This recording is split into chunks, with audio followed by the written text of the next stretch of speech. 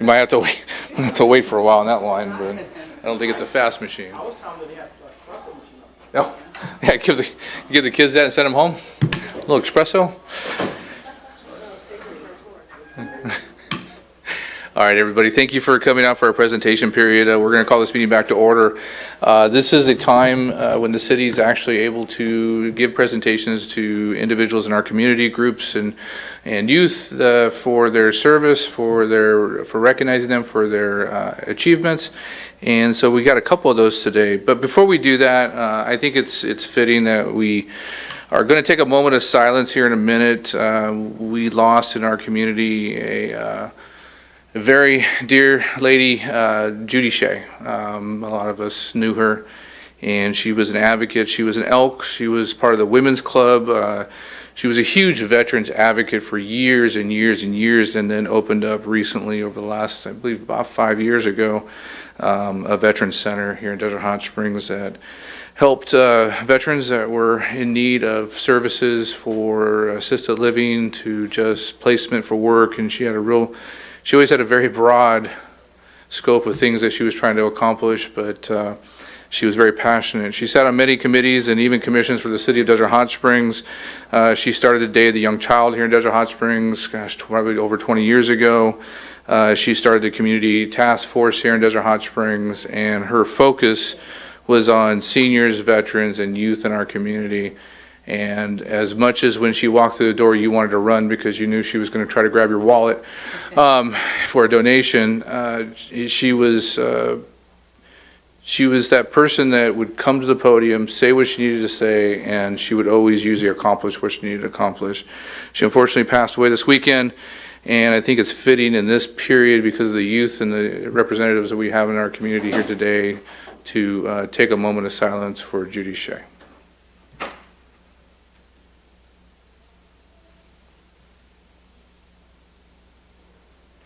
Thank you. There will be more information. I hear today that there will be a service sometime in the next month or so coming out that we'll all be invited to celebrate her life.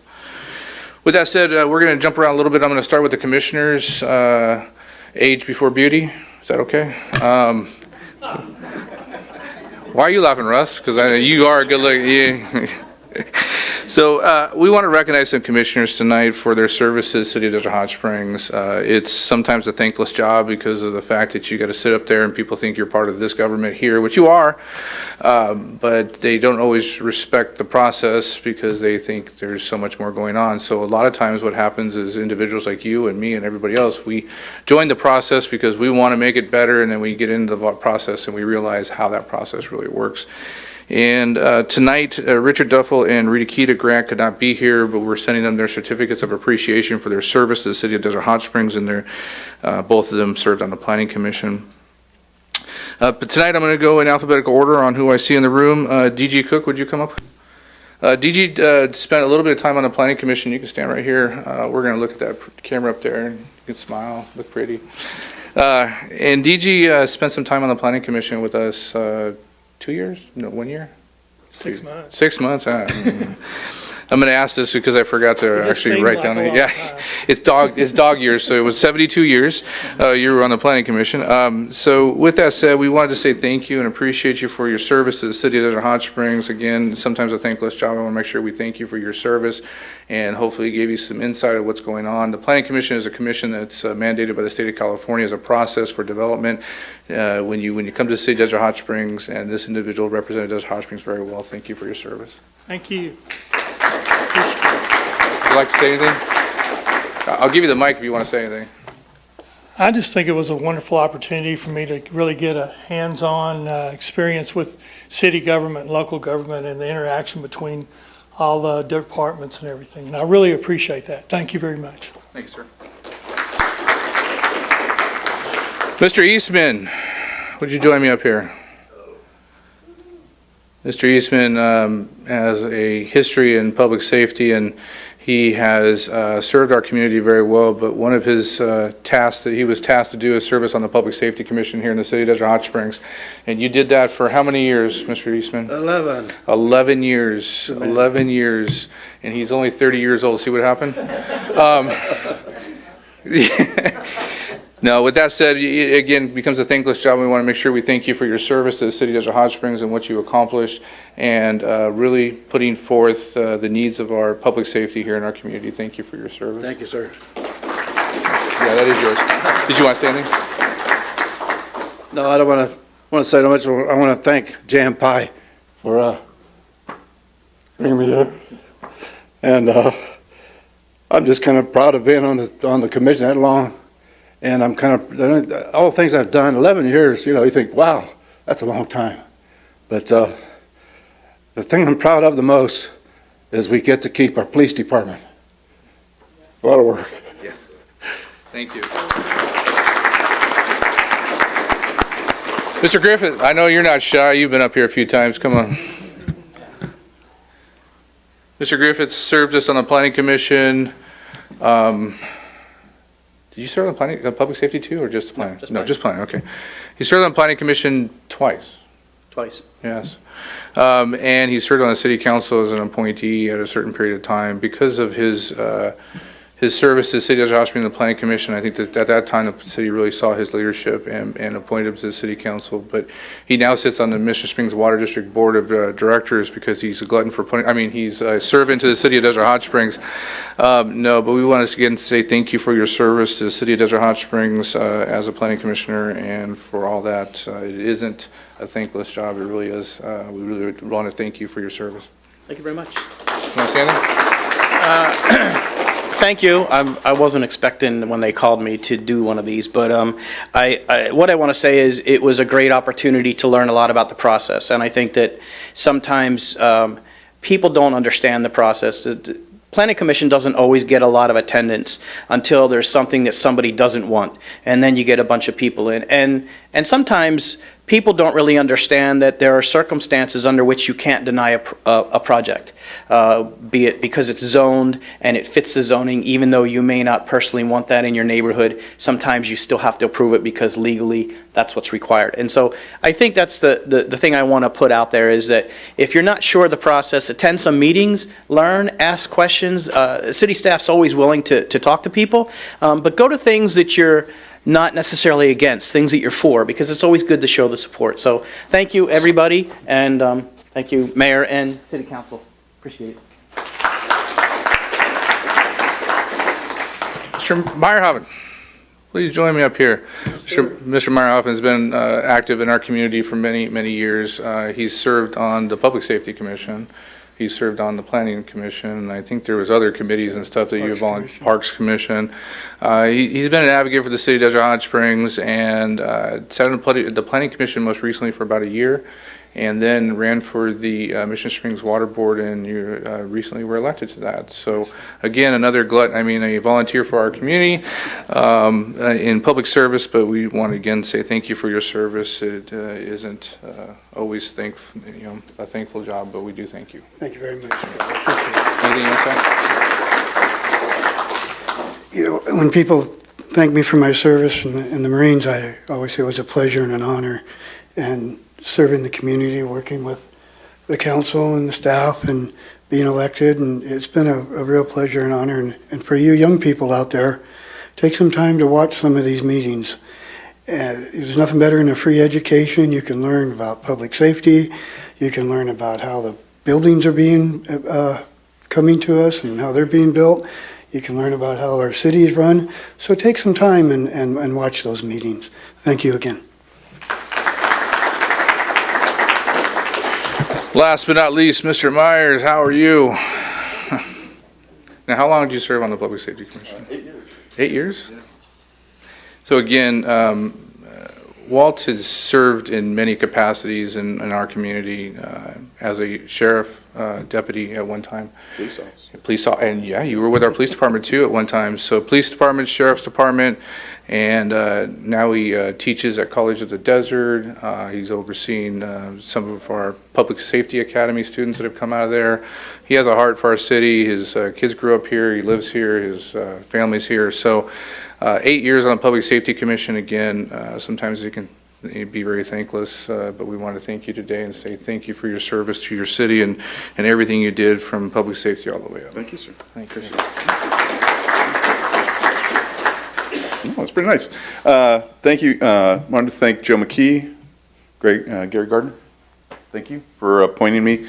Worked with some really great people, great commissioners. The reason Lee has gray hair is he spent 8 years with me, so sitting next to him. So, but we did some really good things, Lee and I and Ted and the rest of the groups over the years. As he said, we settled the police versus sheriff debate in that very first year when we didn't have any money, remember? And, I think one of the other great things that we did over all those years is when we get the new medic squad. So thank you to the city council for supporting that recommendation when we sent it up. Thank you to city staff for putting it together. They did a great job putting it together. And we were blessed with a lot of great city staff support. So most people don't understand, but our commission comes up with a recommendation, maybe a good idea that we get from people that we meet. And then we try to put that into some kind of, what would you say, package?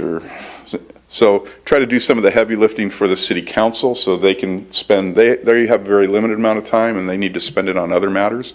So we try to do that heavy lifting so when we hand it to them, they have something that they can maybe just tweak a little bit or something like that, like the animal control. I mean, we gave city staff and council a very small idea of let's go back to our own, and they knocked it out of the park, and we have one of the best animal controls in the valley now because of everybody's hard work. So thank you very much. Hopefully something pops up again where I get to help serve in some other way sometime down the road. So I appreciate it. Thank you. Well, Walt, that's your first mistake. You just left that door open. Yeah, okay, yeah.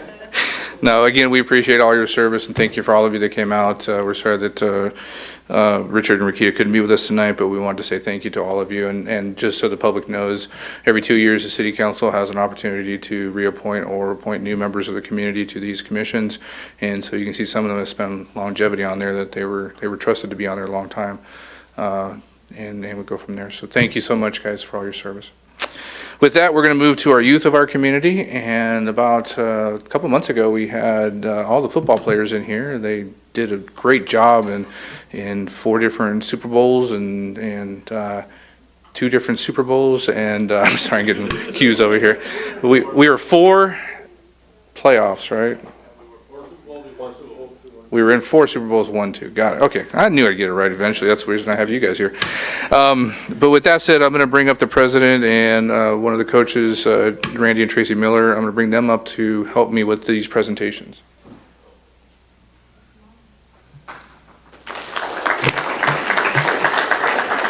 Hey, you guys better clap or you might not be back next year, you know. Leroy's watching. He's writing all your names down. All right, with that said, what we want to do today, the cheer director is not able to be here today, correct? Yeah, she wasn't. And so we do have a recognition from her, but we're going to kind of go through the different age groups here. What I do have is a little bit, and then I'm going to let Randy and Tracy fill in the rest. First of all, I want to say thank you to the 2 of you because you do a lot for our community when it comes to youth football and youth sports in our community. This takes a lot of work. The City of Desert Hot Springs this year took over Little League, which there's still a lot of volunteerism going on there, but Desert Hot Springs youth football, and then next meeting we're going to talk about AYSO. These are run by our community and the parents. So to all the parents and to the volunteers and coaches, thank you for all your service to the community. You're doing it out of your time, so thank you. With that said, this year they had 3 teams that had first place finishes at this year's cheer competition. So, yes. So we always have these parents that come to us, and before it was Desert Hot Springs Youth Football and Cheer, it was Junior All-American Football. And then I would always stop there and I would get yelled at, where's the cheer? And so over time, I've always known that I have to say Desert Hot Springs Youth Football and Cheer. And if I don't remember that, I'm sure there'd be a bunch of girls that are going to let me know that. But there's 3 teams that were first place this year. This is their largest group of cheerleaders ever. They had 60 cheerleaders this season, and 50% of them went on to participate in the competition. It obviously more practice, more hours, more dedication by these by the individuals and all the volunteers. So thank you again. And these age ranges are from 5 years old all the way up to 14. And so I'm gonna let you guys add anything else I'm missing in there. It was just an extension of our season that we had the girls. There was about 4 to 6 weeks afterwards where they had extra practices, and the weather got colder, and we were still outside. And they had to put time in to perfect routines, not make mistakes, and it was a lot of hard work, determination, and they did a great job, and I was proud of all of them. The little ones did a good job. That was a little harder work with them because they lose their attention span, and it was a little challenging at times, but I was so proud of all of them, and the coaching staff too. We have Felicia, Destiny, and then myself. We worked a lot of hours and worked really hard, and I'm really proud of all of us. It paid off. Mr. President, any words? Honestly, just very proud of all of them because I was there a lot of the practices. We got very, very thankful we were able to move indoors towards the second half of the practices because it got really cold, and they were still out there in the cold, and they got inside, and then they were hot. So, I can't make them all happy. But, no, I'm really proud of them. I mean, we went to cheer competitions, we didn't place at all. So we went and competed, and we walked and came home with 3 trophies for first place finishes. So it was a good season. And these programs in our community are so important to continue our youth and make sure they have something to do. This year, the City Council invested with some of the recommendations from Mayor Pro Tem Nunez on putting more lights in the Mission Springs Park and making sure that we had containers down there closer so you didn't have to pull all your gear out all the time. And then now we're working on locations that you can practice indoors a little bit during the season when it gets colder. So we're really reaching out to our youth of our community to make sure that you guys have what you need. And don't forget, don't hesitate to ask. This guy isn't shy, just make sure he knows. Anyways, we've got a certificate for the director, and then why don't we bring up the Mighty Tights first? Tiny Mites. Tiny, that's what I said. How many tiny mites we got? A little dyslexic there. Do we have any? Tiny Mites. And Oh, look at that. Sophia, Autumn. Anyone else? I only have 2 here today. 2? All right. Sophia and Autumn. So was your coach okay? Was she nice? Okay, because that's Tracy Miller. So we're going to give her, she's telling me, you better tell everybody I'm nice. No, we had fun, huh? Yep. And what's your name? Aram? Autumn. Autumn. Yeah, I got Autumn right here. And what's your name? Sophia. I got Sophia right here. I saw it. It disappeared on me. Good job. Show your. I know it's here. I saw it. There it is, Sophia. And there you go. Show who your award. And we want to say thank you to you guys for cheering so hard and making Desert Hot Springs proud by bringing back first place. Okay, I got it right. Woo! Yeah. Congratulations. Mr. Mayor, Mayor, do you think we can get them to give us a cheer? Maybe. Maybe at the end we can get them all to do a cheer. And then next group is freshmen. Who's the freshman? Come on up. Come on up. Is the coach here today? Yep, Felicia. Felicia, come on up too. We know you want the spotlight. Come on. She was like, did you? She did all of them. Well, we've got a recognition for you too as a coach. We want to say thank you for your service and what you did for the community. Okay, so give me your names. Genesis. Okay, I'm going to let Miss Miller find out this here real quick. We got Genesis. Wait, who are you? Are you? I'm just joking, Riley. So girls, how'd you guys do? Did you get first place? Yes. Yes, and were you excited about that? Yes. Awesome. So where'd you guys go to get first? Where'd you guys go? Do you guys remember? Remember what city we went to? Was it a long drive? Yes.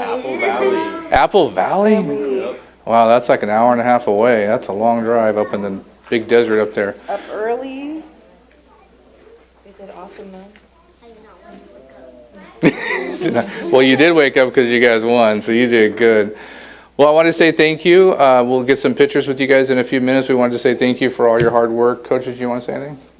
No, I'm just really proud of them. They did amazing. It was a long season, rough season, but it was our first time that I dealt with such little girls with the little ones, but they did so amazing. I was so proud of all of them, all the teams at competition. Just they had me all over the place in practice, but hey, come competition, these girls really showed up, and I'm so proud of all of them. Congratulations, girls. Thank you. Let's do Do you want to say it? Bring Destiny up. And then we got the juniors. Destiny is the coach. We have a junior coach. Juniors and Destiny. Destiny. Come on up. She's our coach. Yeah, I wanted to get this in on this. Destiny. That way. That's our coach. Oh, you're Destiny. Got it. All right. Yeah. And then I'll let you hand those out there. Again, we want to say thank you, girls. So you drove to Apple Valley also to do your competition, and were you excited about it? Yeah, sort of, kind of, yeah. Maybe not getting up in the morning. But.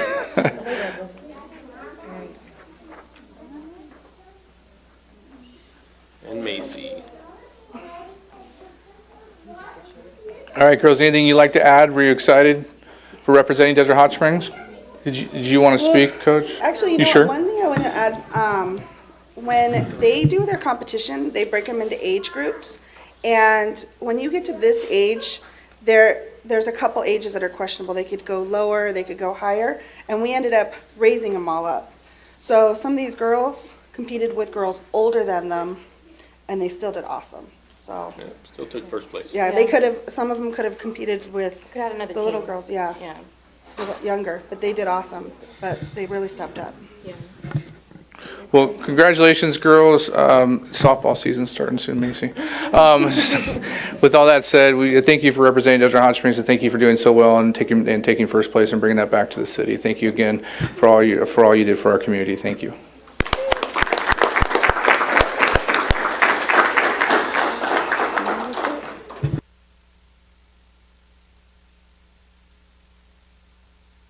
Yeah, they got one. Hey, all Okay. Cheerleaders, come on up. Why don't you leave your stuff there? They're gonna do a cheer for you, and then we'll yeah. Your coach said. Stand in a line. Stand in a line.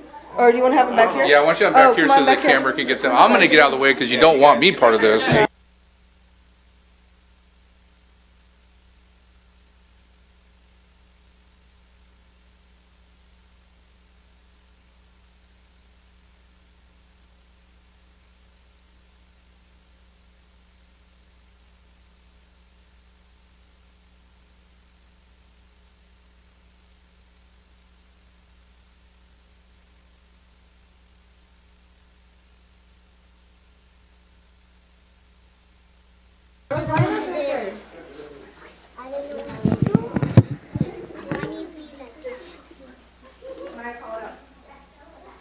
Wait, what's the cheer? What's yours? Who's the best? Ready? Okay. 1, pump it up, 2, uh-huh, 3. Now who's the best? DHS. 1, pump it up, 2, uh-huh, 3. Now who's the best? DHS. Last time. 1, pump it up, 2, uh-huh, 3. Now who's the best? DHS. Go Eagles!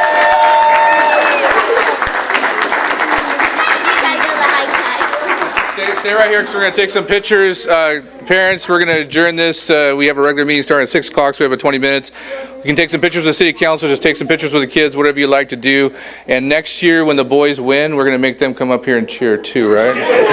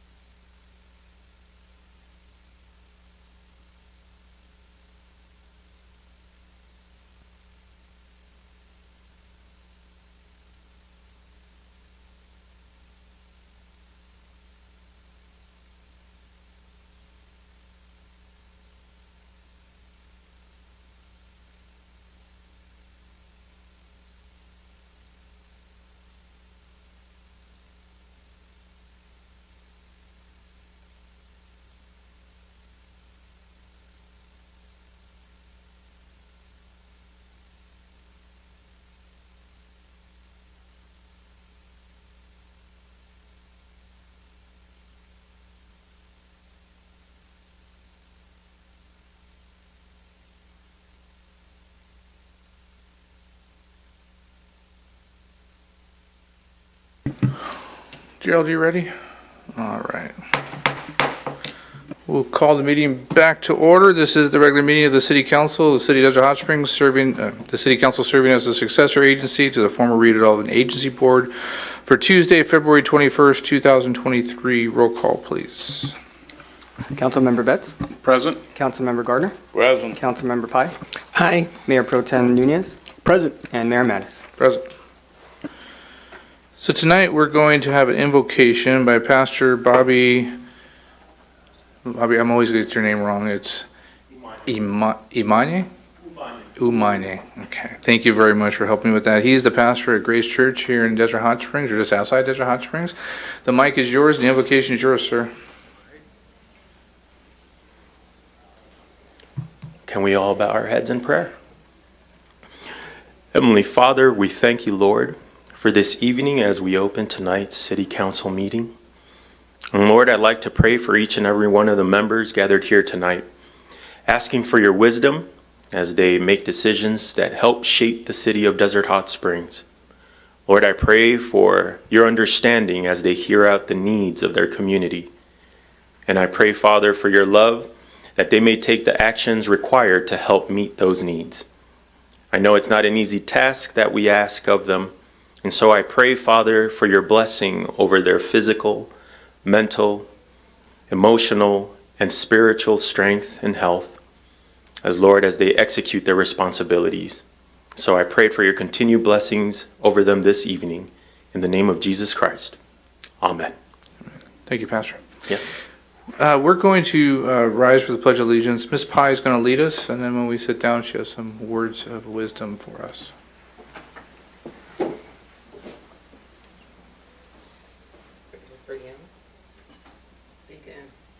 I pledge allegiance to the flag of the United States of America and to the republic for which it stands, one nation, under God, indivisible, with liberty and justice for all.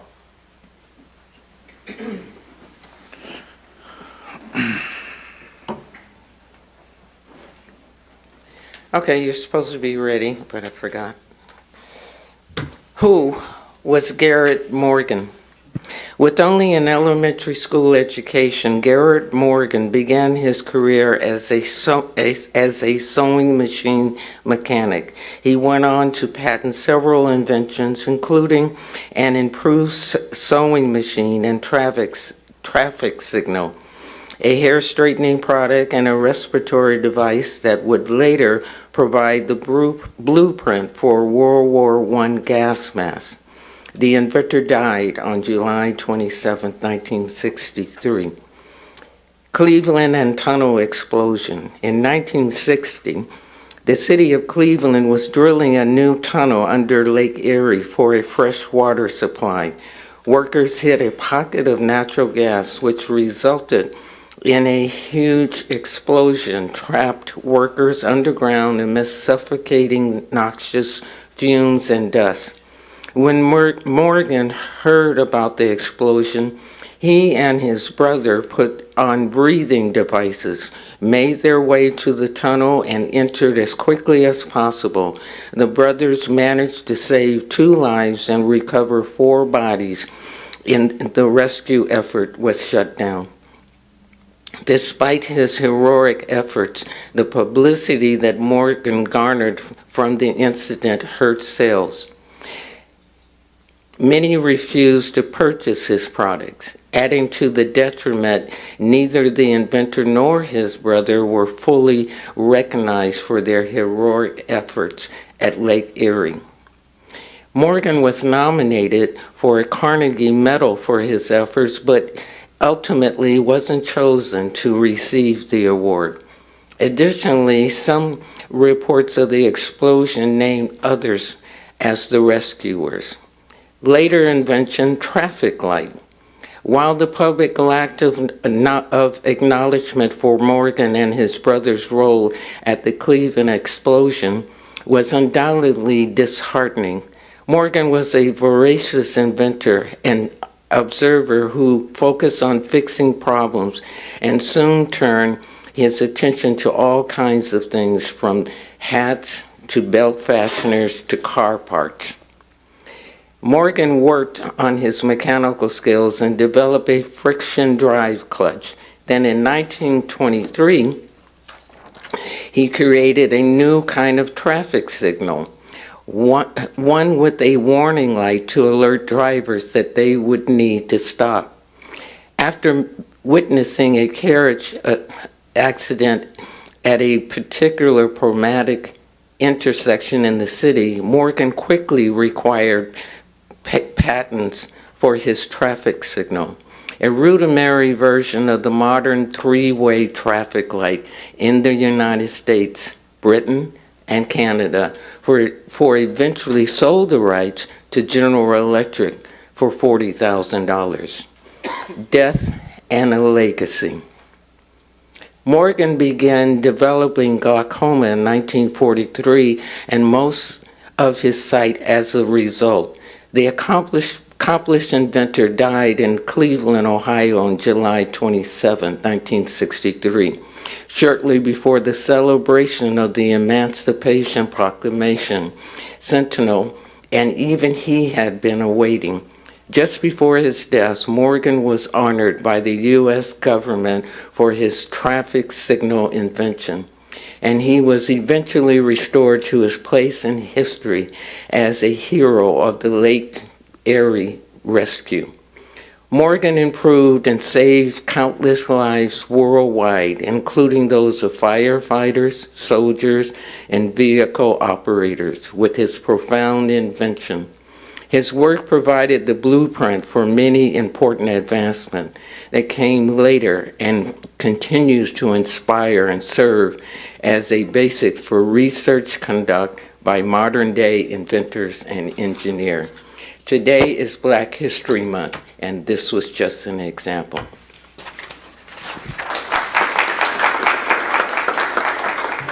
Very nice. All right, with that, we're going to move to the city attorney's report on closed session. Thank you, Mr. Mayor. Members of council, we have no reportable action. Our next item would be the approval of the agenda. At this time, we'll approve the agenda. Is there anyone here that wants to speak on the consent calendar? There's 2 items on there. I move approval. There's a motion to approve the agenda and the consent calendar. Is there a second? There is a second. Wait for him to come up on the screen. If there's no other discussion, please vote.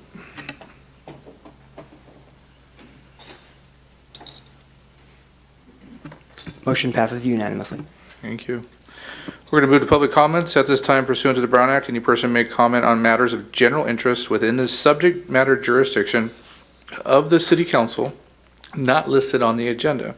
Under the Brown Act, the City Council shall not take action on or discuss matters raised during public comment portion of the agenda that are not listed on the agenda. All comments are to be directed to the City Council and shall be devoid of any personal attacks. Members of the public are expected to maintain professional courteous decorum during public comment. I don't have any public comments. I know I have a public comment on an item, but I see Tom here and I see someone racing towards me. Tom, just go ahead and make your way up there. You're going to be the only one tonight so far.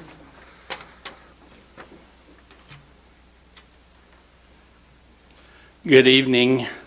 My name is Tom Moen. I'm a 44-year resident of Desert Hot Springs.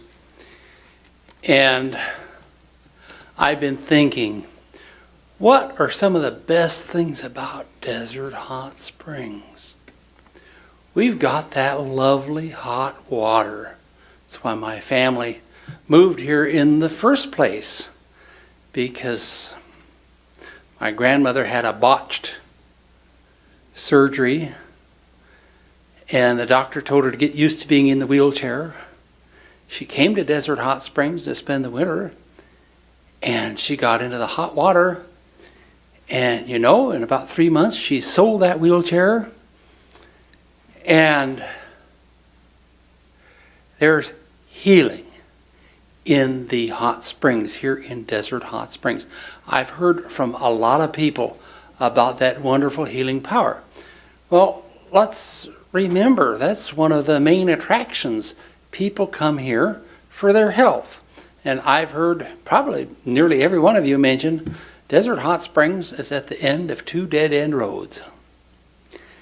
And people come here because they're coming to Desert Hot Springs. I met some sisters today that were here. One is from Colorado, another is from Iowa, and another one is from Michigan, and another one is from France. But they get together every couple of years for their sister time. And where do they pick? Desert Hot Springs. We have a wonderful city. We have a wonderful resource. Let's not forget that Desert Hot Springs is a tourist town. And if we take care of the tourists, they'll help us take care of the locals. And I wish whatever we do, let's remember how important our hot water is. And I urge the City Council to save the hot water park. Thank you. Thank you, Tom. I have nobody else in public comments. Does anybody else like to speak in public comments tonight? All right, we'll close public comments and we'll move to the city manager's report. Good evening, Mayor, City Council. We're first going to start with Jeffrey Buckheim, our Administrative Services Director, with financial highlights. All right, good evening and thank you. As of February 21st, the fiscal year 22-23 revenues are at over $14.1 million, which is at 44% of our amended budget. Fiscal year 22-23 expenditures are at $16.5 million, which is at 51% of the budget. And as you can see, several of the major significant revenues are actually coming in very nicely. And some of which are coming higher than we anticipate, like TOT and the property tax, and some are coming in lower, like the dispensary and building permits. And that is the end of my report. Thank you, Jeffrey. Next, I'm going to kick it to Nick Haker, our Public Works Director, for Public Works updates. Thank you. The following are updates for our Public Works projects. Palm Drive North project, the contractor has put the final cap of asphalt on a few adjacent streets to Palm Drive. These streets include Yucca, San Marcos, and Ocotillo. The contractor has started installing rock ground cover behind the curb to the sidewalk. This will be installed throughout the project. Due to weather conditions, the paving schedule has been changed for the final cap. Palm from Pearson to 8th Street is scheduled for Tuesday, February 28th. Palm from 8th Street to Mission Lakes Boulevard is scheduled for Wednesday, February 29th. This is a copy of the notice that has been hand-delivered to the residents and businesses that will be impacted by the change. This is also posted on the city website under Public Works. SB 1383 Public Outreach, the Public Works Department and Desert Valley Disposal was at the high school and senior center handing out free buckets and compost bags. Since the holiday festival, staff has handed out almost 900 buckets. Bagging the organic waste. This is a new process for everyone, so there's bound to be some confusion. This flyer will be posted on the city website. It lists great bags to use, compostable transparent bags, bio bags, greenish clear bags, then very good bags. The very good bags, which are clear plastic bags like the ones you use for vegetables at the store, liners from cereal boxes, Ziploc bags, and grocery bags. Then good bags to use, newly purchased clear plastic liners and paper bags. Not listed, but the very best bags are the free City of Desert Hot Springs bags, like the ones you could get here at City Hall for free. Do not use black or opaque plastic bags. Thank you. Thank you, Nick. Finally, we have Roberta Cernick, who will give our Recreation and Community Services Director, who's going to give recreation programming updates. Good evening, Mayor, City Council, and residents. I would like to announce some exciting new programs that we have in the works. Please be on the lookout for information that is coming soon on the following programs. Mommy and Me classes. We have a science night that we're going to be doing, family paint night, youth archery classes, youth tumbling, gymnastics, and baton classes. A new pickleball session will be starting. Girls volleyball clinic, and a youth theater class. And we will also be hosting an open house in May at the Recreation Center so the community can learn about all of our wonderful programs and meet the teachers and instructors. And all up-to-date information can be found on our website under the Recreation and Community Services Department tab. Thank you. Thank you. That concludes my updates. Thank you very much. Move to mayors and council members' reports tonight. We'll start on this side. Ms. Pye. Airport Commission met, and it's coming up with a new logo, but it's got to go through the process, and it's going to the marketing committee, and then it comes to the commission, and then it goes to the city council. Staffing is short at the airport, and analysis was done, and future updates will happen. The airport, as you know, had trouble with USO, the local and regional leadership, to discuss resources. Airport staff reached out to the USO and questioned their level of interest, and did we need to give money or did we need to give them hotels? The USO, the military, want to choose their own, and they do not want, say the Hilton had offered to supply them with rooms. They don't want to do that because they may miss their flight. And they don't need the money right now, but the airport did tell them, if you need any help, please let us know. But also, on unhoused population, the first reading of the airport legitimate business ordinance occurred at City Council meeting on January 26th. And received unanimous approval from the City Council. The second reading will occur on, or did occur, February 21st. Airport staff and the Airport Police Bureau have been working together to inform airport users and loiterers alike of the ordinance change and signage which soon be installed to facilitate enforcement action. Airport staff continues to work with the police department to make contact and with individuals who are known to loiter or seek shelter in the airport. Another thing, the College of the Desert Cannabis Advisory Council is planning on doing an event. And the event is going to be Cannabis Community Benefits Event, and it's regarding health and wellness. And they're planning it right now. They don't have an exact date, but it's coming. The CBAG Homeless Committee has partnered with Inland County's Legal Services, and they're in Riverside and San Bernardino. And what they do is they provide, they're volunteers, and they provide people with limited income, disabilities, or are age 60 or over. And the justice cap is the difference between the legal needs of people and the resources needed to meet these needs. And they are working with CBAG regarding homeless people. And that's if they need a license, there's Social Security, Medicare, or whatever, and they provide that all for free. CVAG first program is where they give to unsheltered people homes. And the county is doing something different now. And one is return to the Homeless Committee with recommendations for how to address funding gaps between clients, vouchers, and rising rental costs. And so there's a subcommittee that is has been formed by the CVAG Homeless Committee, and I'm on that. And that's it. Thank you, Mr. Nunez. Thank you, Mr. Mayor. Last week, February 13th, CVAG Public Safety, which I sit on, met.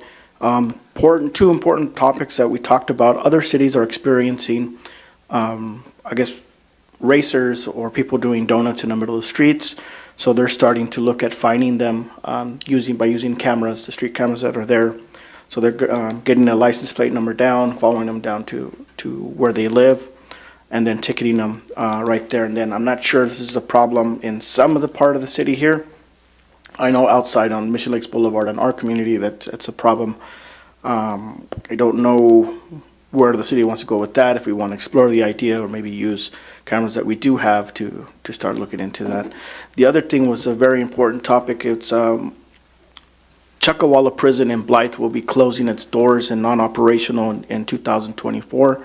So the Public Safety Commission met and discussed what impacts that's going to have in our communities, because a lot of the officers that work there, they stay here, they live here, and they transport all together, sometimes in one vehicle all the way to the prison. So we're looking at what that's going to impact the Coachella Valley, and not only that, to Southern California, because they're going to be transferring inmates and then transferring those officers out. So it's a discussion that we need to have to see what kind of impacts we're going to be looking at as far as crime, officers, and inmates. Had the honor, Mr. Mayor, to be a participant in the Indio Riverside County Date Festival. This is the 73rd annual Date Festival, which is coming close to 75 years. I want to thank the County of Riverside and also Manny Perez's office for coordinating the efforts. Thank you, Mr. Mayor. That's it. Oh, you were there. Ms. Pai and Mayor Pro Tem Nunez represented our city and they did well. Mr. Gardner. Thank you, Mr. Mayor. For those of you that weren't here earlier, we had a moment of silence for a dear friend of mine and a lot of our colleagues up here, and a woman who's been a major force in the city, and that's Judy Shea. And I got to know Jody the year I first ran for office, and she was a dynamite force in getting what she needed for her veteran services, and she'll be sorely missed here in the Valley. Attended the Coachella Valley Conservation Committee meeting. Nothing really happening there for Desert Hot Springs. We did buy a lot of land, but at the other end of the valley this time around. And had the opportunity in my other role as chair of the Coachella Valley Mountains Conservancy to attend the renaming ceremony of the hill out in the Thousand Palms Preserve, which you should know is east of Desert Hot Springs, off of Dillon Road and Thousand Palms Canyon. A beautiful area, great hiking. If you haven't had a chance to visit, head on out there. The hill formerly carried a name that was culturally insensitive to Native Americans, and the Conservancy, under the direction of the governor and President Biden and the Bureau of Land Management, worked with the Native community to rename this geographic feature that was somewhat culturally insensitive. And the new name chosen, with consultation with the Agua Caliente Band of Cahuilla Indians, is, I'm going to try to pronounce this right, Mumawet Hill, which means big hill. Nice and simple. It was a very moving event with the Cahuilla bird dancers and some very moving remarks by Congressman Ruiz and the tribal people who were there to reclaim the land that was once theirs. That was one of the earliest spots of settlement of the Cahuilla Indians, is that oasis out there, and this has been their land long before any of us got here, and we came in and imposed some culturally insensitive names on it, and they were as moved as all of us were that we were able to take it back to its traditional name. That's all I've got. Yeah, thank you, Mr. Mayor. First, we've had this Desert Hot Springs Recreation Department get underway, and we're all wondering what was going to happen to it. And we had a presentation today by Roberta Cernick, who's running that just, wow. You're doing a fantastic job. And I remember once we're talking about gymnastics way back when, wondering if it would be possible. And then I hear that's there, and archery and everything else that's going on. And we've really got a good thing going here. People talk about Desert Recreation District. And, we've got our own program now that I think rivals that and then some. So great job. Thanks for that. I've been saying for a long time that one day cannabis will be legal, but right now it's overtaxed and overregulated. And on the overtaxed part, we have two cities in the Coachella Valley recently that recognized the heavy tax burden being imposed on cannabis, and that was Palm Desert and Cathedral City. And they have both taken action to lower that tax burden. People don't realize the sales tax in our city on everything you buy is 7.75%. But on this one item, for some reason, there's an additional 10% added on top of that. So you're at 17.75 sales tax on a retail product in our city that's providing employment and basically costing the consumers a lot of money. I've been pushing to get a reasonable tax rate for cannabis on our council agenda for quite a few years. And now that we have these other cities that we compete with for these retail sales tax dollars, making those adjustments, I don't think we can put this conversation off any longer. So I would like to see this get on the agenda soon, not the next meeting. The question is, when's our council going to meet to address the subject of cannabis overtaxation? And I'll just leave that as an open question hanging out there, and I see the mayor writing down notes, so maybe we'll get somewhere on that one. Homelessness has been an issue. Lots of people calling in. We've had 2 communities that have written letters to all of us in the city council, and I want to thank them for bringing these to our attention and letting us know about these. They're addressed to every council member, and as I told the gentleman this morning, you write to every council member and the staff. It gets noticed, and we pay attention to it. This is obviously a big problem, and so, but this council and staff are working on this issue, and it's, you sit there and you see the issue and what's going on with it, and you say, my goodness, what the heck can you do about this? But I think the city is committed, this council is committed to doing that. It's the only message I got for the people who are writing in and everybody else in the city that's got these issues is that we're getting to work on this, and I'm sure pretty soon we're going to have something on the agenda that will present exactly what the council's planning to do, or at least provide some direction to staff. This seemed to be the week for getting calls about dog attacks, dogs attacking other people, or attacking people's dogs, or somebody's walking their dog down the street, and a very aggressive dog comes out of the house and causes $3,000 in vet bills, and then injures the owner of the little dog. And then another time, there's some kids, and now they're saying they're afraid to take this one path to school because there's an aggressive dog. And I know we have some challenges in our animal control with staffing and other things, but this is a problem that's out there. We got to do something to step up this one. I'm hoping that this will go on as a special item on the Public Safety Commission agenda. They're a good place to start dealing with these issues before they come to us. In the past, they've brought us good proposals. So I'm hoping whoever, if the chair of that commission is listening, or staff can do something to influence a look into that and see if we get some solutions going. We have some budget discussion coming up tonight, and I guess we're going to get into a little bit of conversation there. That's just about mid-year budget adjustments. But I'm hoping that when we get into the part about the agenda, that we're going to get some council meetings on this, maybe a study session sooner rather than later. Number one thing this council does is set a budget that guides everything else. You ask staff, says, well, how'd that happen? He says, well, you budgeted it. So, that's where we decide what's going to happen going forward. And if you talk to other council members around the valley at these different boards and commissions where we serve, they say, oh my goodness, we're about ready to get into council meetings now. It's February.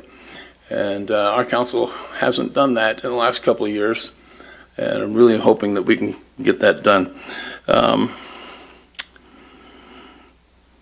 A question on the gas bill, just out of curiosity, at the pool.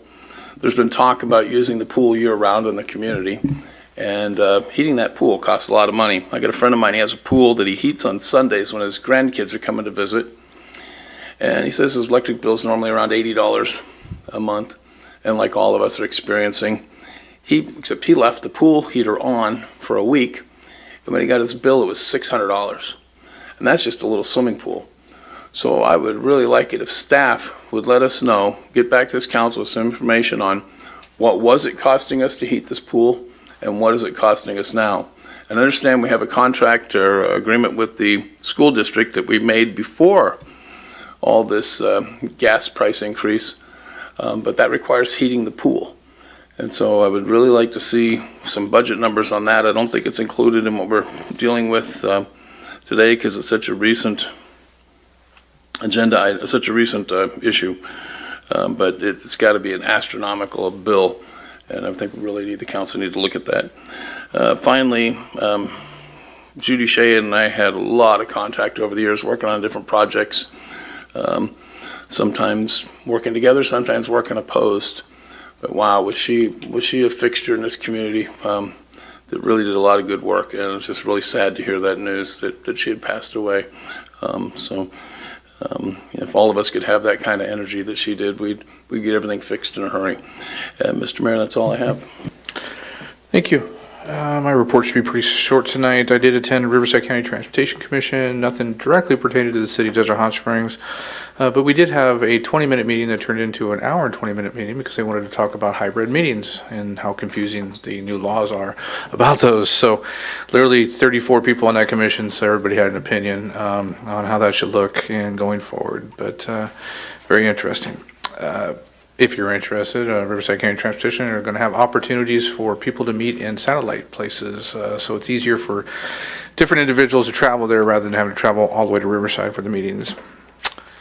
The City Council, for the most part, I believe almost all of us were able to attend the gala, which is the Air Museum Gala each year, which is their big fundraiser. We support them for their flyovers at our events, our Memorial and Veterans Day event here in Desert Hot Springs, and it's always a great event. We had some staff members that were able to attend, and they raised close to $2 million or over $2 million, something like that. It was a fantastic event again, and most of the money they raised were going to education.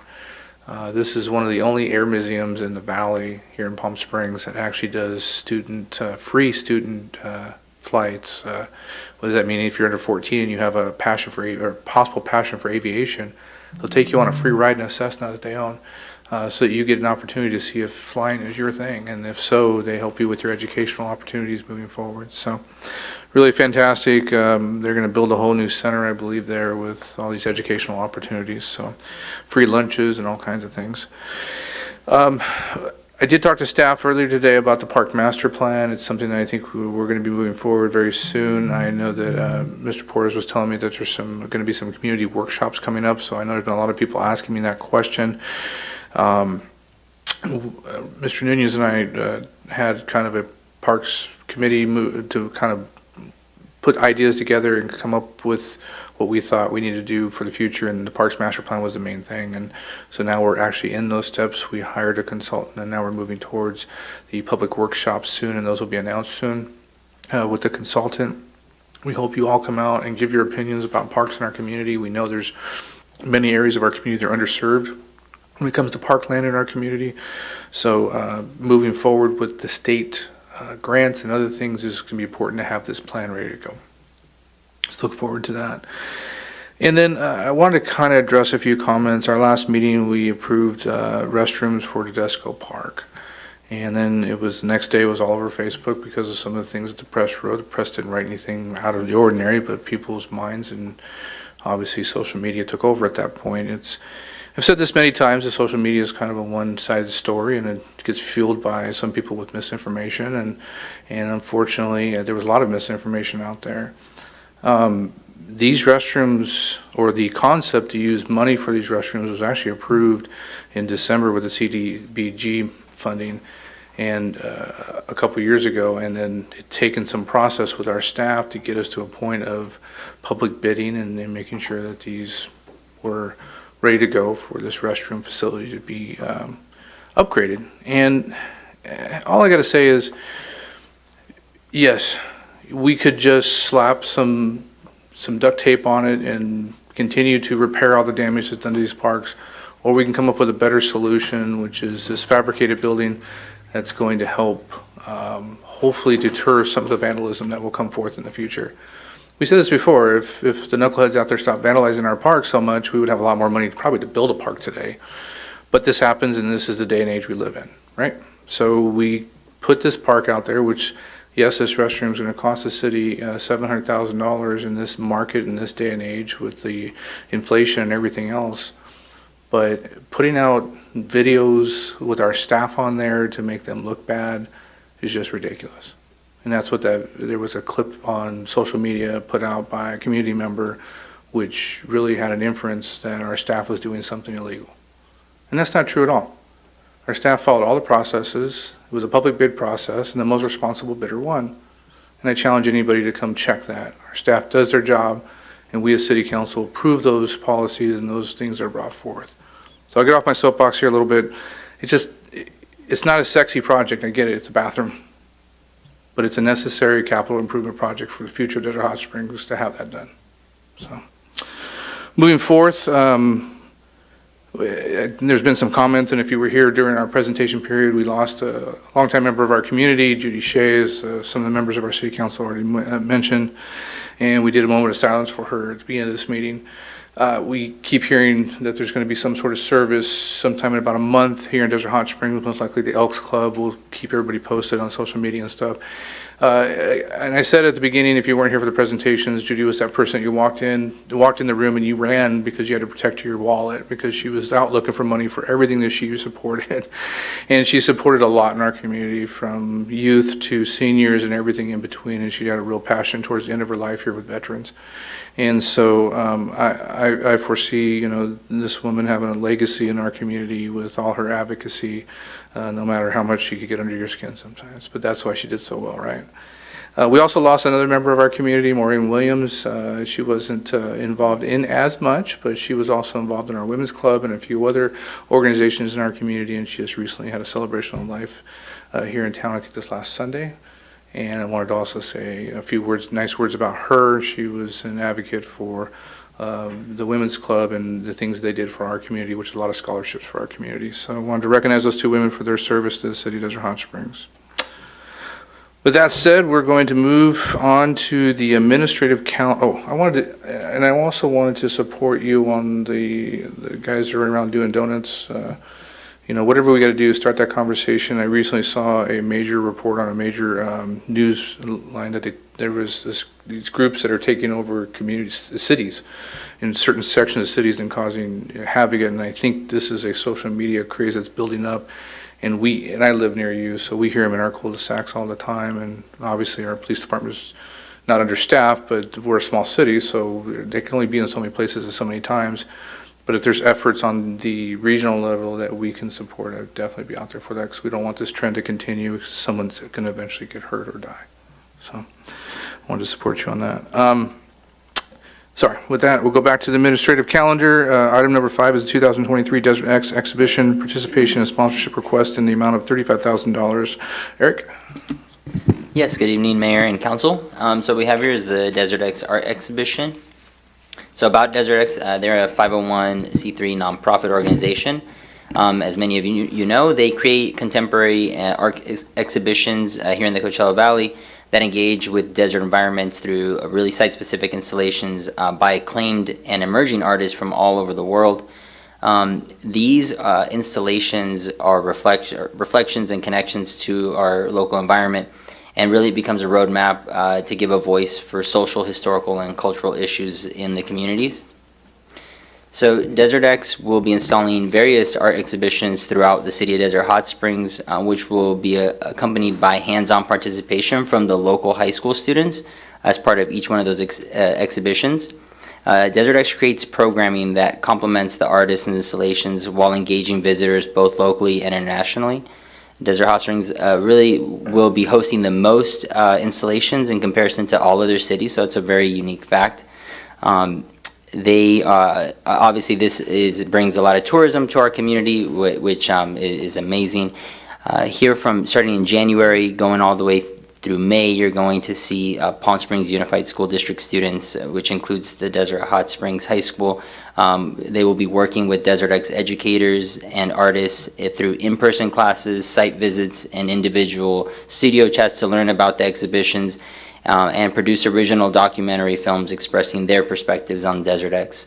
So the 3 installations we have here are Pioneer, which is being proposed by, and I'm going to mess the name up, but it's Shaba Self, near the Two Bunch Palms Resort. The second installation is Heliozoic Desires, which is being proposed by the artists Hamali Singh Soin and David Soin Tapisser on Worsley Road.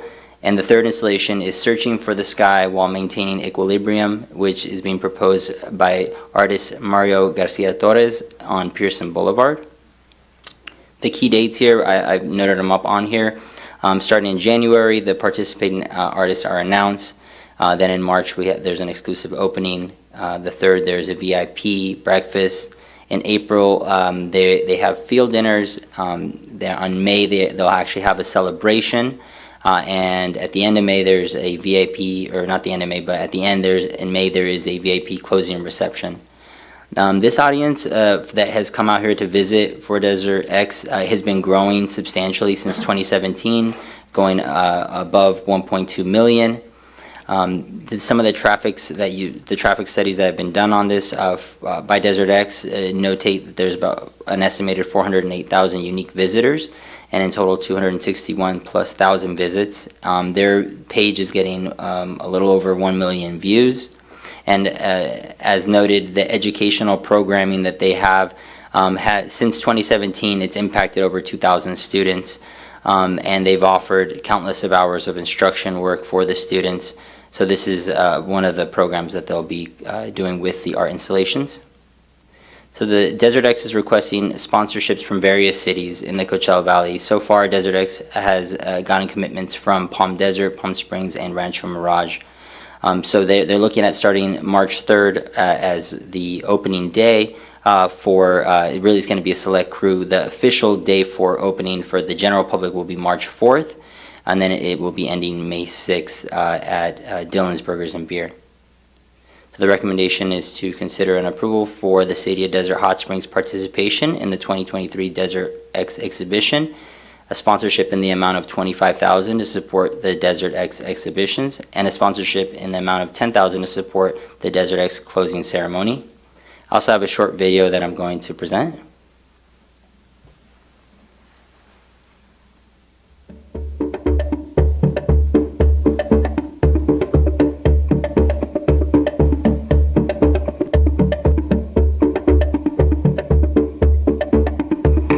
It was really exciting to be on the inside like that, to be so involved that we get to collaborate directly with the artists. This is like serious. This isn't just like drawing in art class. This is more than that. It gave them the opportunity to interact with art and to stretch their imaginations about what art can be. Every facet of what the art world really is. Process, product, final product, all of that becomes eye-opening, career-opening. To actually have an artist come into the art classroom, to have him relate to kids. Sometimes when you actually start doing the art, things kind of change. To be able to have students who are learning in the same place that he learned come out and see what his life is like as an artist who works and supports himself is pretty incredible. Just telling them about Desert X doesn't have that much impact. It is nowhere near going out to this gigantic installation. Mr. Cruz can tell us all the stories that he wants, but when we see it and we know he's working on it, then it's a for sure bet that this is the real deal. It's stuck! I want to keep this detail where you can see the bags. Exciting. It's amazing and beautiful. Beautiful, yes, indeed it is. To be working on a little more professional level than what I can give them in the classroom, and have them really take a look at what meant something to them. So when we can collaborate with art and science and math and English, that's really where your good projects for high school come out. Why not actually work creatively together? So it was all set up like an experiment, like a Jay Leno with fish. I'm excited to do it because it's more opportunities and I get to learn a lot, and also it just seems like a fun, weird thing to do. We actually had the artist, Serge, came here to the community and spoke with the youth. Why is it called the wishing well? Wishing, as in you wish for good things. The kids were able to get a chance to do some great things with the masks. They made their own designs. It was great for him to explain to them what the masks symbolized. That day, many of them saw a new life in them as, hey, you know what, I can do art. It really exposed me to what I might do as a career. It took me out of my boundary of what was comfortable for me, and it was like an immediate change.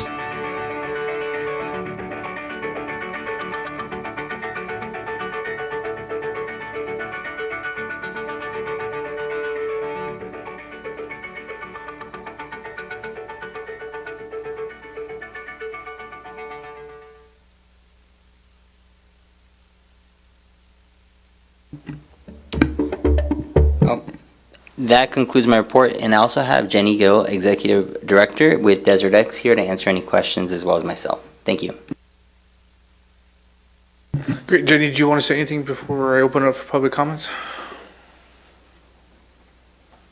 Hi, good evening. Thank you, Eric, for the great report. Thank you for having us and for your ongoing support of Desert X. I just want to briefly say that my husband and I recently purchased a home in Desert Hot Springs, and the work that you all do here at City Council and the city staff has a lot to do with it. We were really attracted by the focus on health and wellness, the way you think about public spaces, the use of water, the hikes, and the recreation center, the new library. I just wanted to say how thankful I am for all the work you do, and we really appreciate it. In terms of Desert X, yes, we will have 3 installations this year and a surprise performance that we will discuss later if you'd like. And we have been developing educational initiatives with Desert Hot Springs High School since 2017. Most of the kids that you've seen in this video are part of Desert Hot Springs High School, and they've been part of our video programs. One of the students that we're engaged in this year to help our educators actually graduated from Desert Hot Springs High School a few years ago and is now in a video major at USC, and is coming back to help our educators to help the next students make their films for Desert X. These will be available on our website as soon as they're finalized, probably towards the end of the exhibition. And we'd also love to return for our closing ceremony. In 2021, we were able to host it at Dylan's Burgers and Beers on Dillon Road, and it was kind of a coming out of pandemic event for a lot of our artists and teams and supporters, and so we'd like to repeat that given that the welcoming was so warm. So if you have any questions about any of the installations, I thank you, Eric, for not disclosing the artist visual renderings or the locations. That is because we like to keep it under wraps until we open to the public on March 4th, and we wouldn't like to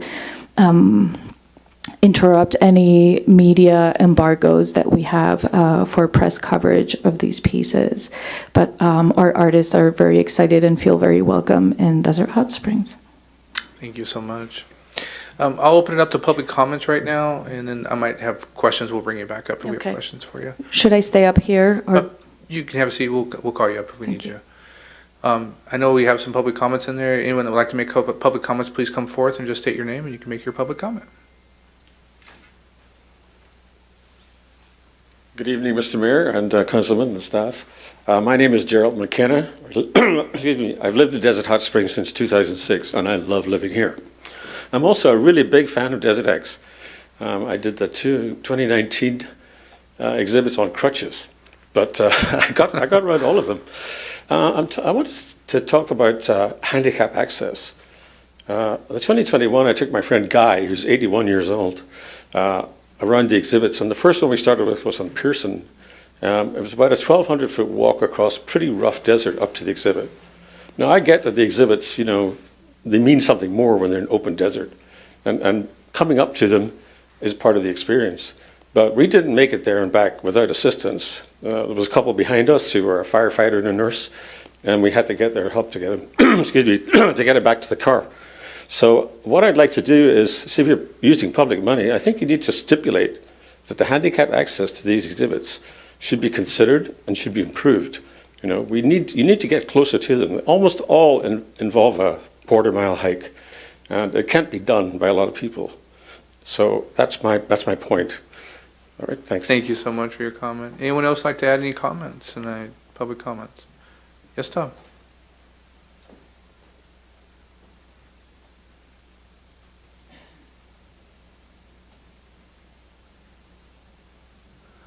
My name is Tom Moen, and I'm a resident of Desert Hot Springs since 1979. In on Desert X. I am fully in favor of Desert X. I still remember when it opened, my son called me from Los Angeles, says, "Dad, we're coming out to see Desert X." I had no idea what it was. But it was a good excuse for me to have my son and my daughter-in-law take them out to a restaurant. Of course, Dad pays the bill. And we were just in awe of the Desert X. And we have attended every time, and it's a good chance for me to get together with my son. And one thing that I didn't hear mentioned is every exhibit we have gone to, they have a docent present who explains the artwork, the idea behind it, the message that they want to give. And it's marvelous messages. It really is. And it's well worth our city investing in. And it's very moving. Wish I could say more, but I'll suffice it to say Desert X is worth everything our city's investing in it. Thank you. Thank you. Anyone else? All right, we'll close public comment this time. We're going to make a round with the city council. I just wanted to say, you know, I always joke about this. I made a comment about art many years ago because I didn't understand it. I still don't always understand it, but I enjoy it. I want to make that comment, make sure it's clear. I really do enjoy Desert X, and they seem to be partnering more and more with Desert Hot Springs. I really appreciate that, Jenny. Can I say something else? Yeah, go on. Sorry, I forgot to mention, and I know John Thatcher's in the room, but we've been working with John and the Hospitality Association in Desert Hot Springs, and we've just added 2 new hotel partners in Desert Hot Springs because we want all of our international, out-of-state, and LA visitors to know that there are wonderful hotels here in Desert Hot Springs. So far, Aqua Soleil and Desert Hot Springs Inn have joined our partnership program. If any other hotels would like to join, I'd be welcome to walk them through the parameters of the program. It's very easy, and we're not very bureaucratic, so we're good partners in that sense. I also, if I just can respond to the ADA request, we do provide a phone number and an email where anyone who has ADA needs can call, and we've organized in the past ADA passenger cars off public opening hours to access the sites. So if anyone would like a special modification made to the access to an artwork, we provide a phone number. You can call me or write an email to info or one of our phone numbers provided on our signage, and we will make everything possible so that everyone can see it from different points of view. Great, thank you so much. And to your point, the more people stay in the hotels and just the cars at some of these events, I mean, all day on a Saturday, I think I drove through that area a couple different times. It was packed with 30, 40, 50 cars at a time. So it's a fallout of revenue that comes from people eating in our restaurants and spending time in our hotels and tax revenue from shopping in our stores. So appreciate that. Mr. Gardner? Thank you, Mr. Mayor. Thank you, Julie. I'll echo what our previous public speakers have said. I'm absolutely thrilled. I mean, nothing short of opening a new hiking trail kind of gets me going like Desert X does. And Desert X is, since we started doing this when I first got elected back in 2018, has just been phenomenal, and it has been amazing to watch the growth. And what I really appreciate about it is the centric nature of it here in Desert Hot Springs. We are so lucky to get more pieces than anybody else, and some of the best pieces. Opening here, that Ghost Palm was one of the most visited ones. The last one, the Beyond the Wall one up the hill here, it was the second most visited one. In my role as chair of Visit Greater Palm Springs, the Tourism Bureau, we love this as well. It brings people throughout the valley. I was thrilled again just to hear you say that you've partnered up with Mr. Thatcher and his hotels and some of our other ones, because that brings them here, and that the number of people, as the mayor pointed out, that come here and see Desert Hot Springs for the first time. I've heard from people over the last 2 exhibitions that had never been over here and that were just blown away by the beauty, by the art, and by the city itself. And those are the things why all of us live here. And so this one gets my most enthusiastic support and thank you. And I am just anticipating greatly that preview on the 3rd to see some of these great pieces. So thank you for bringing that, and you have my support. Mr. Betts? Yeah, Jenny, is it? Yes, Jenny. Welcome to Desert Hot Springs. Happy Thank to have you. you as a new resident, and we'll keep working on making the city great. I think Desert X is a really nice, exciting part of living here. My grandson made a point of making sure I got to the art installations, dragged me up that hill. It's really exciting. Selfishly, I think, as a city council member trying to promote the city and bring good economic benefit, I think we got a huge marketing opportunity here. As I went to these exhibits with my grandson, I talked to everybody, and where are you from? And you find out they're coming from all over the place. And then, of course, you give them, you don't bug them too much, but you give them a little Chamber of Commerce moment saying, hi, we got some great hotels here, you got to stay, and tell them about the miracle water. So that's really good to hear that we're working that. I think make sure we get word out to every hotel property that's interested. That's just a wonderful thing. We had 8,000 riders come through on tour to Palm Springs, and for the economic benefit of that, and I think this dwarfs that effort. I mean, what we can get out of this. I want to make sure that all the roads leading to the installations we go through and we do a vigilant sweep to make sure, sometimes somebody drops a couch off on the side of the road and make sure you look at everything, it's not art, it's junk. And that's in the eye of the beholder. Yeah, well, that to me is junk.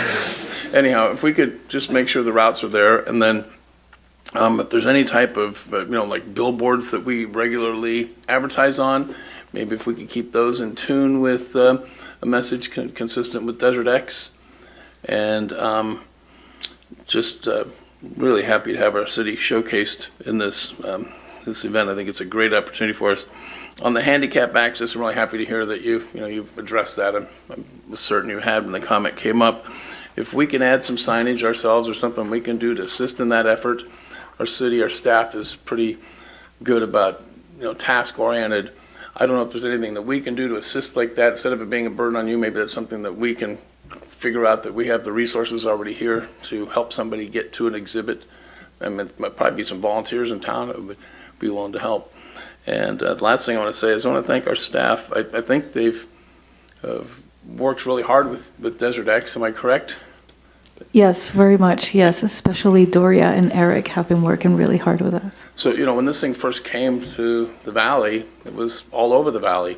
And now, I think Doria and whoever else was on the staff that put all this energy and effort into this, you've brought us something really special. And so I just keep that up, and don't be afraid to ask if there's something we can do. I know we got an ask here, and I'm going to vote yes, obviously. And I hope everybody else in the council does too, so thank you. Thank you. Mayor Pro Tem? Thank you, Mr. Mayor. Jenny, welcome to Desert Hot Springs. Thank you, Roger. Hope that you and your husband find a home like we did. So more time that you can put in here, your input is very valued as a resident of Desert Hot Springs. One aspect I really appreciate that you involved the high school students in basically every aspect. So I really do appreciate that, getting them involved and letting them know that it's out here, it's what it is, and getting their hands dirty is really important. So I thank you for that.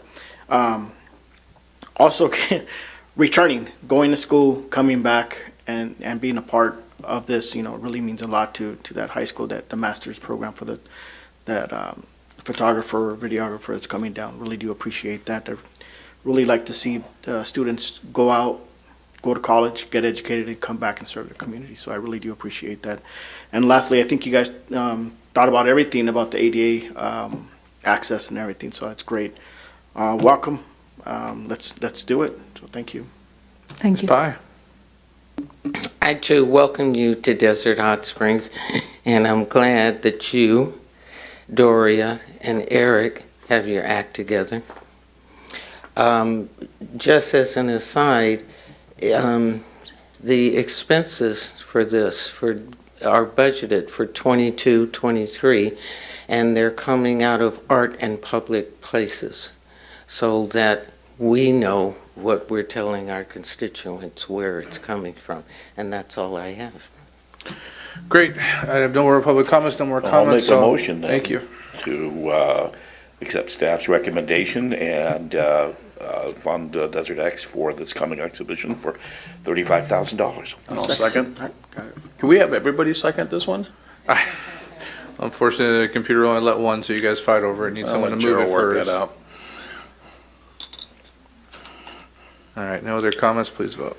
The vote will come out unanimous.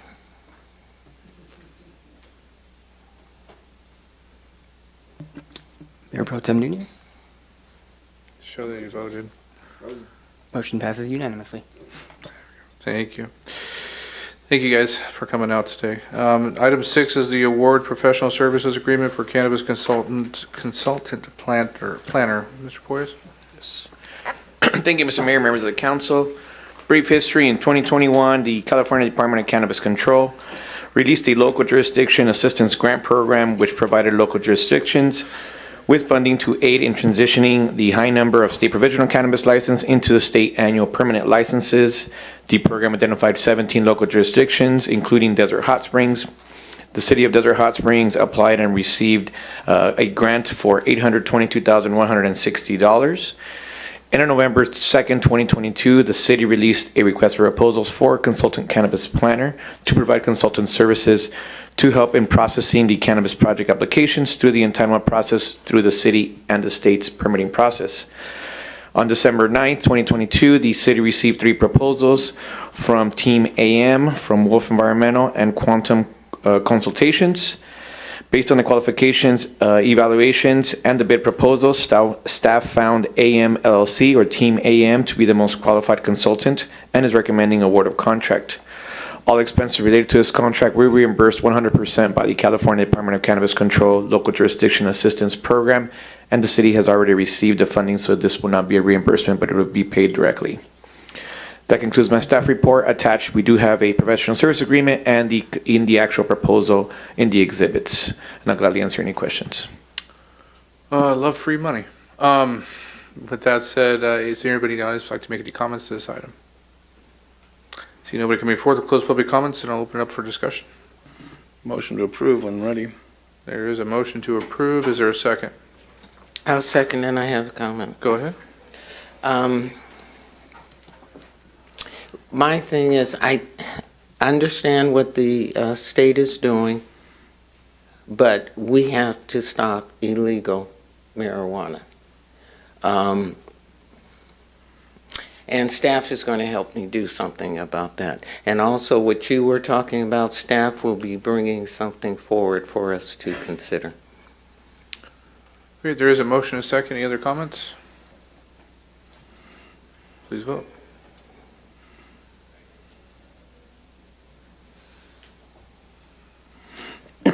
Motion passes unanimously. Item number 7 is the Geographic Information System, also known as GIS, Services Agreement. Mr. Poyes again? Yes, thank you, Mr. Mayor. The city recently upgraded software and digital applications, including its permitting and tracking system and customer employee web-based interfaces. Some of those services including online permitting and tracking software, digital submittals, digital plan checks, online permit payment issuance, online inspection reporting, digital file archiving, web-based accessibility to documents, and an online work order system with asset management. One key element that all those softwares required was GIS, in other words, Geographic Information Systems. And what those, to fully utilize all of those softwares, the city was required to implement a GIS system. In the past, the city did not have a functional GIS system. In order to incorporate these, the city's contracted with Infinity Technologies. Infinity Technologies helped set up the foundation of the city's entire GIS framework and initiate all the GIS features and capabilities for each software. They work with Public Works, with planning, building, code compliance, and economic development, and establish the framework and also additional applications to help support day-to-day functions. In order to continue to integrate updates and implement new GIS features and functionality, staff proposes to increase the workload and adding additional tasks to the GIS scope of services. Some of those tasks includes GIS support with ongoing updates to mapping data, including including user training. The second one is GIS integration to third-party systems. Some of those systems are OpenGov, Brightly, Laserfish, and our payment management system, and our police dispatch center that's coming on board. We have GIS support with new applications, which include integrated maps where we can click and find information from any web-based application that interfaces with the public and with the staff as well. And the fourth task would be GIS development, where new GIS layers are added to our current GIS system. With a proven good record with the city, staff is recommending to continue GIS services with Infinity Technologies in completing ongoing tasks and new tasks as assigned. Staff is recommending the City Council authorize the City Manager to execute a professional services agreement between Infinity Technologies and the City of Desert Hot Springs for GIS services in the amount not to exceed $105,000 per year for a 2-year term. That concludes my staff report, and again, we have a professional services agreement and the proposal that is attached and shown in the exhibits, but I'll gladly answer any questions. Thank you. Thank you. Is there anybody in the audience who'd like to make any public comments to this item? See nobody coming forth, we'll close public comments. I'll open it up for discussion. See no discussion, I'll entertain a motion. So moved. Staff recommendation. Second.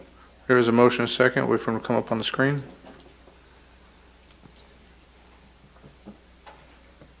Please vote. Motion passes unanimously. Thank you very much. Our next item in the administrative calendar is the mid-year budget adjustments for the 2022-2023 fiscal year. It's going to be Mr. Buckheim. Yes, thank you for. So every year we need to do mid-year budget adjustments for continuing day-to-day operations, adjustments in our revenues and expenses throughout the year, and also including changes in staffing costs, general and emergency repairs, maintenance improvements to various city properties, account changes for capital improvement projects, and then to account for unanticipated events that happen during the year. So for the 22-23. Here we go. The consolidated general fund budget, which consists of the general fund and the public safety fund, we have $980,175 in revenue adjustments. The largest increases with the transient occupancy tax due to increased tourism. Our triple flip VLF from the state has also increased, as well as our building plan check fees. We do have some decreases in our retail cannabis tax, building permits, and planning fees. For expenditure adjustments, we have a $400,000 for salaries and benefits. It also includes contract services, which include increased abatement costs for 6 properties and structures, as well as $20,000 for cameras throughout the city. And we have in repairs and maintenance, other operating expenses, and transfers out, total of $978,271. This results in the consolidated general fund. Our amended budget adjustments in October, we had an addition to fund balance of $176,000, with the revenue increases of $908,000, expenditure increases of $978,000. We'd have an amended fund balance addition of $178,000. That does not include the $275,000 that was approved use of reserves for the PD recruitment and park master plan. For restricted funds, we have a number of other restricted funds that are also requesting increases mainly for parks and discs for different capital improvement projects, health and wellness center fund for additional recreation programs, the city-wide lighting and landscaping fund for additional maintenance in parks and landscaping. That is being covered by an additional transfer from the general fund. And that is I am available for questions. First, we'll take any public comments. Anybody have any public comments on this item? Move to that, to the next, we'll take questions from council. Ms. Pye? I understood everything. I'm fine. Thank you. Mayor Pro Tem? None. Okay, this is on budget adjustments, not the budget process. Yeah, I had a conversation with staff today and appreciate the time. And I just want to go over a couple of things, and they reminded me that, yes, this is not about the budget. This is budget adjustments, so I got that part.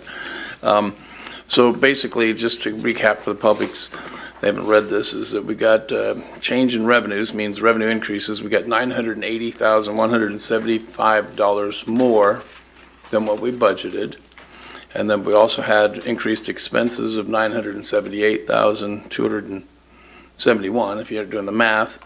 We're adding $1,900 to our fund balance, correct?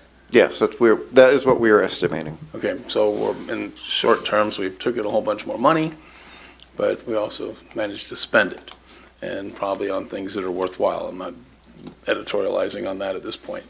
That'll get to budget time. The question I have is, and so we have some of these things exceeded the budget amount. Were these previously budgeted? The items where we spent more, were those previously budgeted, or they weren't in the budget at all, and this is coming back for an adjustment mid-year? So most of them were previously budgeted, yes. There may have been, like I said, for the abatements, those were not previously budgeted, but most of these items were, and they were just coming in at higher than budgeted. Okay, and then did any of them by chance exceed the authority of the city manager spending limit? Did we get into any of those where something was spent that wasn't budgeted, but it was, there was a city manager spending authority, 50,000 now? We don't bring forward, city manager doesn't spend anything that's over their spending authority, so I can assure you of that. Okay, good. So, I mean, if there would be some of them, but that would be a contract that came to council, and part of that contract in the staff report would say that this would then be coming to council. If it was over budget, it would be coming for council for approval. Okay, good. All right, just making sure we're mindful of that. So TOT was up, property tax revenue was up, safety parcel tax, public safety parcel tax was up, the triple flip VLF. Scott, you probably understand that better than anybody, or do you? Anyhow. I do. That was up.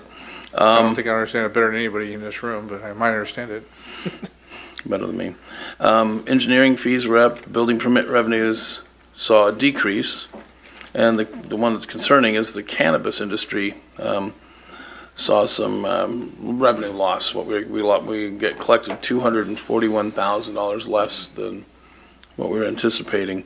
But overall, with the pluses and the minuses were even. Just a couple of questions I had here I wanted to go over.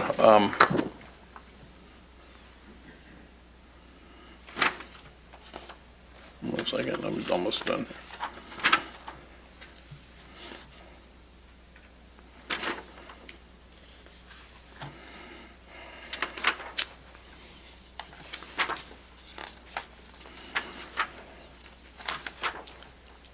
The pool heating costs.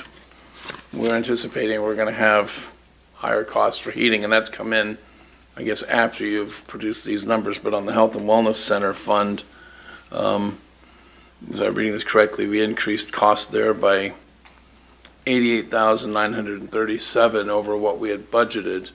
Does that include what we're anticipating is going to be a higher cost for pool heating? That does include some utility increase, but does not include how high the natural gas prices went. No. Can we get something to the council, maybe the publicly posted, that will show a number there that reflect these new higher gas numbers? We're not going to publicly post just one GL. What we will do is bring back an item by your request to the city council to observe.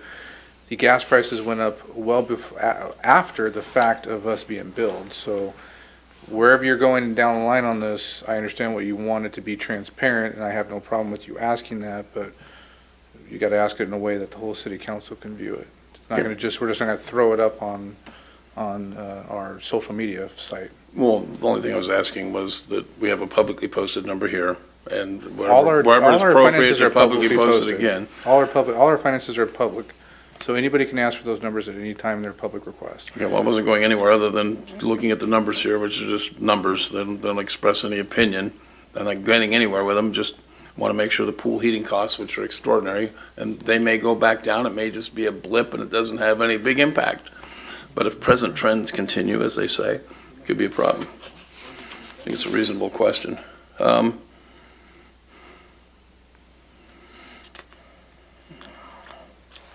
Animal control. We have a need for more animal control, but the budget here adjustment is we're spending less, 100,000 less on animal control than we had anticipated. We budgeted 267,000, we're spending 167,000. What's the reason for that? If we want more animal control, why are we spending Well, the less? reason for that is with the reduction is that we are having, we have vacant positions within the animal control. So with that comes a savings, unfortunately, a savings in those costs. But there is an increase of 55,000 in animal control contract services to use temporary help until we can get those positions filled. Okay, so I'd agree with your characterization that it's unfortunate that we saved that money because we're looking to get more services there. And I think that's, the only other question I got is, I didn't see anything in here on where our reserve balances are. And I don't know if that's part of a mid-year budget adjustment, but I'd sure like to have I asked for the numbers and got them. So I have to trust you gave me these. They got to be correct. We got 3.7 million in the emergency reserve fund that's funded by the cannabis tax revenues, right? Yes. And what's the cap on that? The council set a cap on that amount. Council set a cap of 17% of the consolidated general fund expenditure appropriations. So did that balance go down? Has it gone up? No, it's continuing, it's going up. Before, we've been transferring 25% of the cannabis tax revenues, and until we get to the point of that 17%, and as consolidated general fund expenditures appropriations go up, we will continue to add more to that fund from the cannabis revenues, but not exceeding 17% of those expenditures. Okay, and then the general fund, there's 4.5 million that's been reserved for whatever could come up as a fiscal emergency, natural disaster or whatnot. Yes, as part of the approved policies of the city, a certain percentage, I believe it's around 15% of the general fund balance is set aside for the natural and fiscal emergencies. Okay, great. And I guess the rest of all this can come up when we get into budget discussions on what we have for spending priorities and everything else. Thank you, appreciate it. Thank you, staff. Gary had something, and then I'll come to you. Mr. Buckheim or Ms. Wilms, one of the two of you, the cannabis retail tax is down from what it has been, but that's just the retail. That's the sales through the dispensaries, correct? Yes, it's from dispensaries and non-storefront retail. Yeah, and storefront retailers. So, and we experienced a significant increase in cannabis taxes through the course of the pandemic. People were staying home getting stoned, right? But so we had a significant increase that was more than what we had in the past. So this reduction this year, doesn't it take us back more in line with where we were pre-pandemic when it comes to sales levels? Actually, yes, it is bringing it back down to the pre-pandemic levels. So it is, fiscal year, end of fiscal year 1920, we had higher levels. 2021, we had much higher retail tax, and then it started reducing in 21, 22, and now it's going back down to those pre-pandemic levels. It's not a trend line, it's more of a going back to the normal course of business, wouldn't you say, then, when it comes to our cannabis retail tax? That's what it looks like to me, yes. So, okay, so thank you. Ms. Pye? Part of that is illegal. When we approved this budget, it was conservative. We knew it was conservative, and we did it because of the pandemic and didn't know where we were going to go. And we complimented Jeffrey on that and approved it. That's all. Yeah, before I take a motion, I just want to say great job. We, again, had a conservative budget. We were able to bring in more revenue. We spent more, but I think that's a normal thing the city council does. Things come up in the year and we have to pay for certain things to get things done. We do have some reserves set aside, but this budget, we were able to bring in some more revenue, so we didn't have to dig too far into those. With that said, I'll entertain a motion. I move we adopt them as your budget adjustments as recommended by staff.